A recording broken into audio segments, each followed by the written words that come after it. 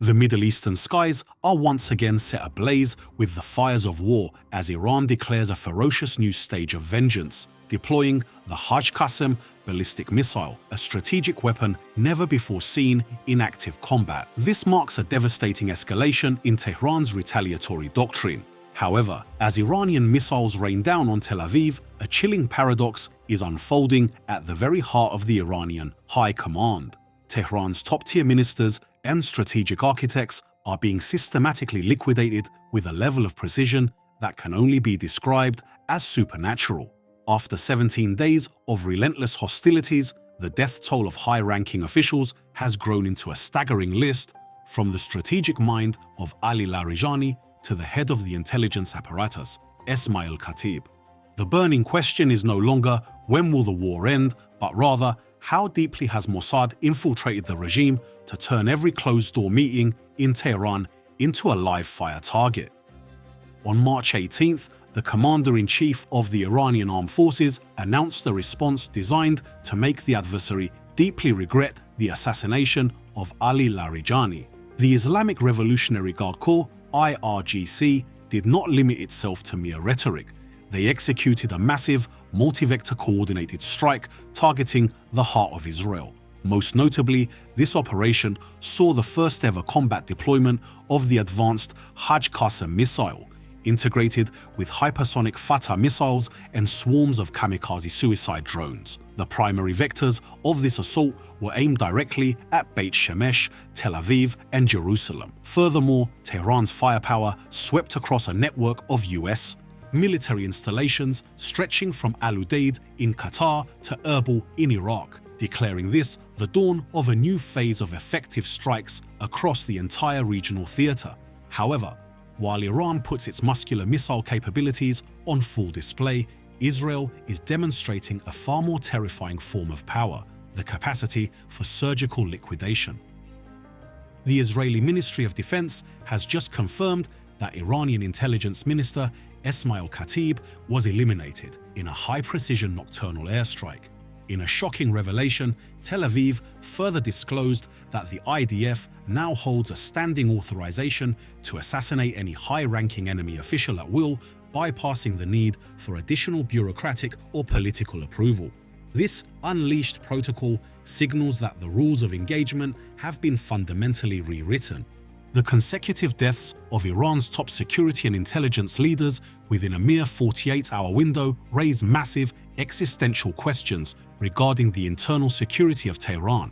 A strike that hits a target within a square meter margin of error requires more than just advanced weaponry. It requires fresh, real-time human intelligence. Observers are now questioning the sheer depth of Mossad's penetration. It appears that every movement, every whisper, and every secret transition of the Iranian elite is held in the palm of the adversary's hand. This extreme level of accuracy suggests that Israel has successfully cultivated a vast network of moles and double agents within Iran's most sensitive institutions, transforming the war into a high-stakes hunt where the prey is rapidly losing its most brilliant command brains.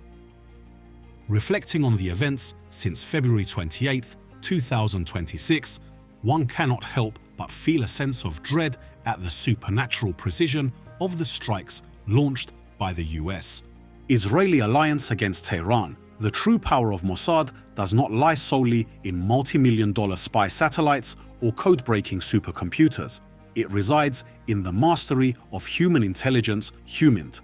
Within the global intelligence community, a common adage persists. A satellite can see the roof of a house, but only a human knows what is being discussed inside a windowless room. For decades, Israeli intelligence has quietly recruited a sleeper army from within the ranks of Iran's elite, ranging from nuclear engineers and technical specialists to high-ranking personnel within the internal security apparatus. Consider the sensational theft of the nuclear archives in the Karizak district of Tehran. In just over 6 hours, a Mossad commando team neutralized advanced alarm systems, breached 32 reinforced safes, and vanished with half a ton of top-secret documents without leaving a single trace. This operation remains a powerful testament to the fact that they knew the guard schedules and the building's structural blueprints down to the last millimeter. such a feat is only achievable through internal complicity. These domestic sources provided a living map of research facilities that even the most modern technical sensors struggle to scan. However, Mossad alone would not be sufficient to execute a decapitation campaign of the current magnitude. As we move through 2026, we are witnessing a terrifying synergy between Israel's spy networks and America's global technological surveillance systems. Field reports suggest that the liquidations of Intelligence Minister Esmail Khatib and Security Council Secretary Ali Larijani in mid-March were not products of luck. Instead, they were the culmination of massive data synthesis, integrating American signal intelligence, SIGINT, and electronic eavesdropping with real-time on-the-ground verification from the human network. The Israeli leadership does not even hesitate to flaunt this confidence. The image of Prime Minister Netanyahu pulling a name card from his pocket and declaring he had crossed off 2 names serves as a potent psychological strike. It demonstrates that the adversary not only knows where they are, but knows exactly where they will be at a specific hour. The pinpoint accuracy of airstrikes targeting residential apartments on the outskirts of Tehran or luxury hotels in Beirut, where IRGC and Hezbollah commanders were in hiding, has exposed a catastrophic security vacuum. In a desperate reaction to this infiltration, the Tehran administration has launched a series of large-scale internal purges and mass arrests. In March 2026 alone, hundreds of individuals were detained on charges of espionage and sharing images of strike locations with the enemy.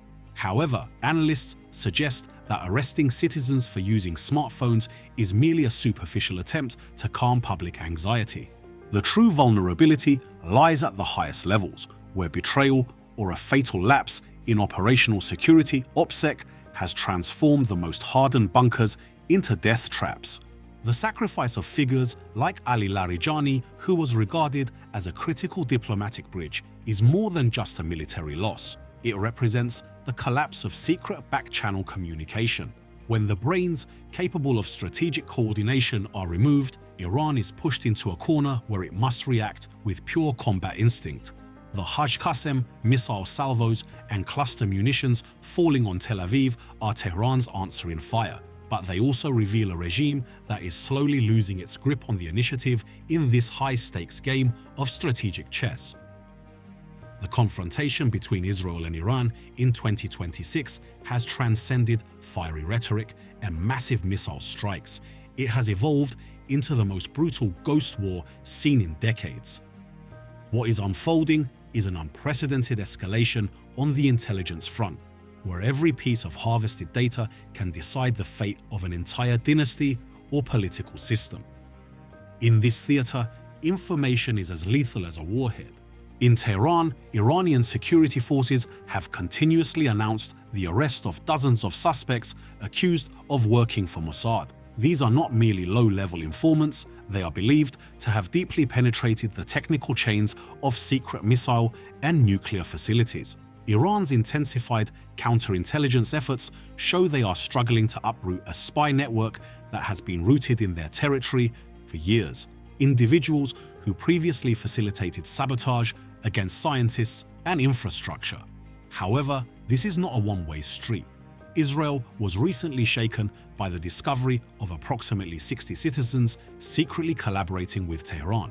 This reflects a new trend. Iran is turning the tables, utilizing online recruitment and exploiting financial vulnerabilities to build its own spy network within the heart of the adversary to balance Mossad's advantage.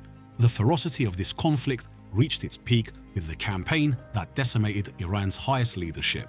According to experts from the ISS, this was not a singular victory for Israel, but a global-level coordinated military operation.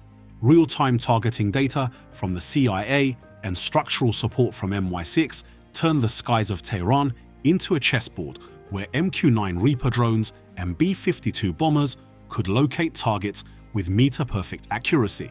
Furthermore, the schedules of Iranian leaders had been monitored for months, allowing the coalition to shift strike times from night to day to ensure maximum lethality and verification.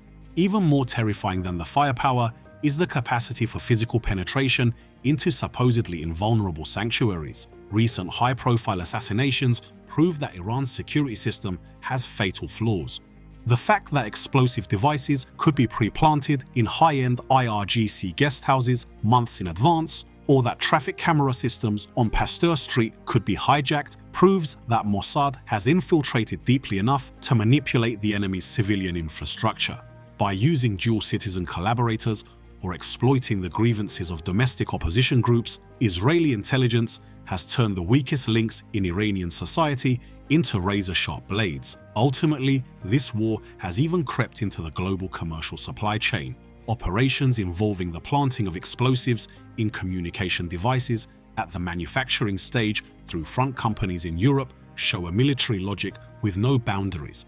By sowing seeds of terror regarding the safety of smartphones, the adversary tricked their opponents into switching to more secure devices that were, in reality, blocks of high explosives waiting to be triggered. This level of psychological and technical warfare has turned the very tools of survival into instruments of death.